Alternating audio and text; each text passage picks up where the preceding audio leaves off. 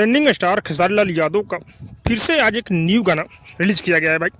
मैं आप लोग को बता दूं कि इस गाने का एक लाइन बहुत ही बेहतरीन है और इंस्टाग्राम पर वायरल होने वाला है भाई, जिस गाने का नाम है मौसमी। हाँ भाई, लीची सुन चुके हैं, अमरूद सुन चुके हैं और आम सुन चुके हैं, लेकिन खेसारी लाल यादव अब लेकर आए हैं मौसमी। और इस गाने को अपने खेसारी लाल यादव और करिश्मा कक्कर गाए हुए हैं भाई।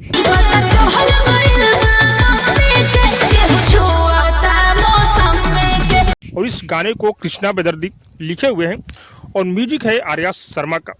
और ये गाना रिलीज हो चुका है मानस रिकॉर्ड पर भाई। सुबह 6:15 पर ये गाना रिलीज हुआ है।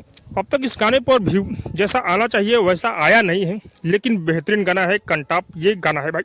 मैं आप लोग को बता दूं कि इस वीडियो में नजर आ रही है महिमा सिंह और खेसारी लाल यादव। और ये गाना इंस्टाग्राम पर वायरल होने वाला है, ये 100% गारंटी है भाई। और हाँ, कृष्णा बेदर्दी का लिखा हुआ गाना लगातार 2 आ चुका है।